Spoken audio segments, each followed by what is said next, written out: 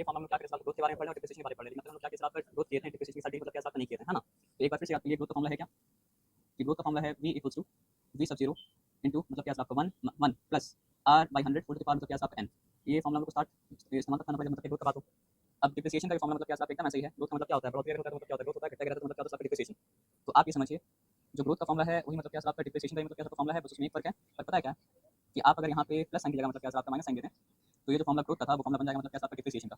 और हम लोग ये बात को जानते हैं, कोई अगर कार खरीदता है तो कार का वैल्यू भी मतलब क्या होता है आपका डिप्रिशिएट करता है। कोई अगर मतलब क्या होता है आपका मशीन खरीदता है तो मशीन का वैल्यू भी मतलब क्या होता है आपका डिप्रिशिएट करता है। तो यहाँ पे दिनेश क्या किया आपका टीवी खरीदा और टीवी का दाम 24,000 था, तो साल दर साल उसका वैल्यू मतलब क्या आपका डिप्रिशिएट करेगा। अब अलग अलग चीज़ का मतलब क्या होता है आपका डिप्रिसिएशन का रेट अलग होता है।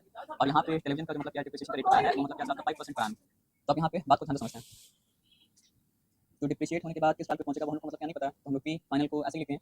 हाँ, लेकिन हम लोग को पता है क्या उसका वैल्यू है कितना। तो आज उसका वैल्यू है मतलब क्या आपका 24,000। उसके बाद हम क्या लिखा सर आपका 1 लिखा माइनस लिखा रेट क्या आपका रेट है 5% पर एनम, तो हो गया 5 अपॉन मतलब क्या आपका 100। और ये होल थिंग अपॉन ये होल थिंग तो मतलब क्या हो जाएगा आपका 3 क्योंकि 3 साल की बात पूछ रहा है। अब एक सिंपल सा बात बताना, अगर आपको फ्रैक्शन के साथ डील करने में कोई डिफिकल्टी नहीं है और उसके साथ साथ एक्सपोनेंट के साथ भी डील करने में कोई डिफिकल्टी नहीं है, मतलब यहाँ पे आपको हो जाएगा। तो ये 100 इसलिए एक स्टेप बढ़ा दें, -5 होल थिंग अपॉन मतलब क्या आपका 100 होल टू द पावर मतलब क्या आपका 3, ठीक है। और आपको डिफिकल्टी अगर नहीं होगा तो स्टेप पे देखिए, आप स्टेप पे क्या कर सकते हैं, लिख सकते हैं 4000 लिखा और यहाँ पे मतलब क्या होता है आपका 95 मतलब क्या आपका 100 होल टू द पावर मतलब क्या आपका 3।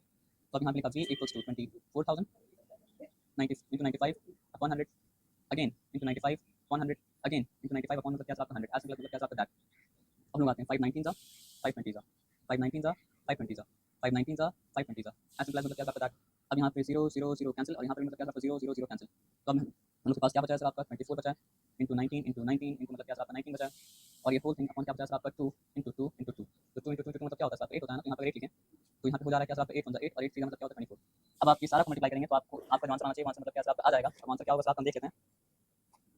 3 इंटू 19 क्या होता है 57, 57 इंटू 19 करते हैं तो क्या होता है आपका 1083 और 1083 मतलब क्या करते हैं 19 करते हैं तो हो जाता है आपका 20,577। तो यहाँ पे बी का वैल्यू हो चुका 20,577।